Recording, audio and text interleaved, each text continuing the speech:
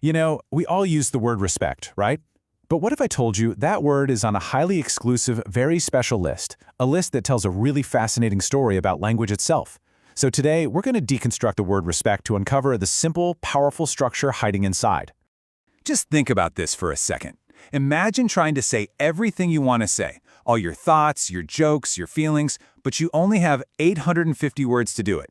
It sounds kind of impossible, right? Like a crazy puzzle. But what if that limit was actually a superpower? And that's where our word of the day comes in. Respect actually made the cut. Out of over 1 million words in the English language, it was handpicked to be one of just 850 words considered absolutely essential. The big question is, why? Why that word? All right, so here's our game plan to figure that out. We're going to start with this special list and find out what basic English even is. Then we'll dive deep into respect, first as an action, then as a concept. And finally, we'll see why keeping things simple is so incredibly powerful. So first up, let's talk about why respect has this special status. I mean, it's no accident it's on this list. Its inclusion tells us that its core meaning is seen as totally fundamental to how we all interact with each other. It's so vital that you need it even in the most stripped-down version of English. Okay, so what is this special list?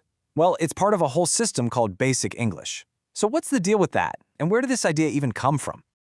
The magic number is 850. That's it. Not thousands, not hundreds of thousands, just 850 words, carefully chosen for being the most useful and powerful tools for communication. You see, the whole point of Basic English, and things like the Simple English Wiktionary, where this all comes from, is to cut through the noise. It's all about stripping away the complexity to make big ideas accessible to, well, everyone. It's about maximum clarity. So, that's the theory. But how does this actually work in the real world? Let's take our keyword, respect, and start by looking at it as a verb, as an action. In this super simple English, what does it actually mean to do respect? The first meaning gets right to the heart of it. It's not about what you do with your hands, it's about what you do in your head. It's a mental action. Respect, in this sense, is really about seeing the good qualities in someone else and valuing them. And this example? It's perfect. When you say someone respects my feelings, you're not talking about a formal bow or something. You're saying they acknowledge your feelings are valid, that they're worthy of being considered. It's an internal thought that has a huge external impact. Now, the second meaning of the verb shifts gears a bit. We go from how we think about people to how we act around rules and, well, stuff. This is a much more concrete, boundary-focused kind of respect. It's all about your behavior. This example just makes it crystal clear, doesn't it? In this case, respect means understanding ownership, recognizing boundaries, and acting accordingly. And you can see why this meaning is essential enough to make the 850-word list. It's basically a ground rule for society. Okay, so we've covered the action of respecting. But what about respect as a concept itself? Let's switch over and look at it as a noun, as a thing you can actually have or give. As a noun, it's defined as a feeling. It's that sense of high regard you have for somebody, which then naturally leads to being considerate in how you treat them. It beautifully connects that internal feeling with an external way of behaving. This sentence just ties it all together so well. It starts with a declaration of an internal state, I have great respect, which then implies a certain way of acting towards those classmates.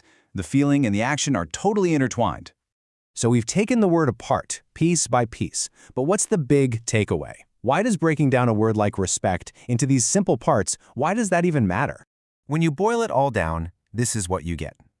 Respect is just 4 core ideas: worthiness, consideration, rules, and regard. By stripping away all the extra layers, you find the absolute pillars of the concept. These are the building blocks that everyone, everywhere, can understand and use to build a functioning community. And that, right there, is the whole point. When we make language simple, we're not dumbing it down. We're building bridges. We're making sure that these fundamental ideas, like all the different sides of respect, can be shared and understood by anyone. Clarity is a form of connection. It's that simple. So, I'll leave you with this to think about. If you focus on the absolute core of an idea, just like Basic English forces us to do with respect, what's a complex topic in your life, maybe at work or a hobby, that you could make clear and accessible for everybody? The power of simple is in all of our hands. Thanks for watching.